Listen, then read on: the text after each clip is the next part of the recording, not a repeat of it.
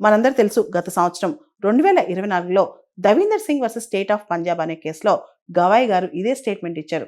ఎస్సీస్ కూడా creamy layer concept apply అవ్వాలని. అసలు ఈ క్రీమీ లేయర్ కాన్సెప్ట్ అంటే ఏంటి? క్రీమీ లేయర్ అంటే ఎవరైతే ఆ కేటగిరీలో ఉన్న ప్రాబ్లమ్స్ అని దాటి సమాజంలో ఆర్థికంగా పైకొచ్చినా, ఉద్యోగపరంగా పైకొచ్చినా, చాలా టాప్ నాచ్ వాళ్ళు పర్ఫామ్ చేసినా వాళ్ళని క్రీమీ లేయర్ అంటారనమాట. అంటే వాళ్ళ కేటగిరీలో ఉన్న ఆటుపోట్లని దాటుకుని వాళ్ళు పైకొచ్చేసి ఉంటే గనక, ఇక ఆ కేటగిరీలో ఉన్న రిజర్వేషన్ వాళ్ళకి అవసరం లేకపోతే వాళ్ళనే క్రీమీ లేయర్ అంటారనమాట. జనరల్‌గా ఈ క్రీమీ లేయర్ అనే కాన్సెప్ట్ ఓబీసీలో ఉంది. సాధారణంగా ఈ క్రీమీ లేయర్ కాన్సెప్ట్ బీసీస్‌కి అప్లై అవుతది. ఎందుకంటే బీసీలకు సంబంధించిన వివక్ష అనేది ప్రధానంగా ఈ సమాజంలో ఆర్థిక పరంగా ఉంటది గానీ, సమాజ పరంగా ఉండదు. కానీ ఎస్సీ, ఎస్టీకి సంబంధించి ఇంతవరకు క్రీమీ లేయర్ కాన్సెప్ట్ లేదనమాట. ఉదాహరణకి ఒక ఎస్సీ, ఎస్టీ కేటగిరీకి చెందిన ఐఏఎస్ ఆఫీసర్ ఉన్నారనుకోండి. వాళ్ళ పిల్లలు కూడా అదే బెనిఫిట్ పొందొచ్చనమాట. సేమ్ ఎస్సీ, ఎస్టీ రిజర్వేషన్ పొందొచ్చు. అంతెందుకు ఒక మినిస్టర్, సీఎంఓ ఎస్సీ, ఎస్టీ అయ్యుండొచ్చనుకోండి. వాళ్ళ పిల్లలు ఏదైనా జాబ్‌కి అప్లై చేసినా ఎస్సీ కేటగిరీలో, ఎస్టీ కేటగిరీలో అప్లై చేయొచ్చనమాట.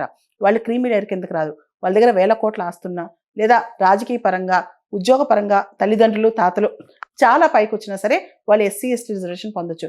కానీ ఓబీసీలో ఆ పరిస్థితి కాదనమాట.